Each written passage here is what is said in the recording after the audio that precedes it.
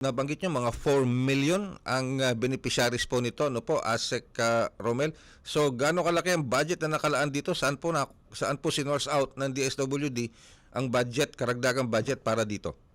Well, tama po yun. Yan po talaga yung intended po natin na sa 4 million mahigit po ng mga indigent social pensioners po. Well, yan po ay funded po dun sa ating General Appropriations Act.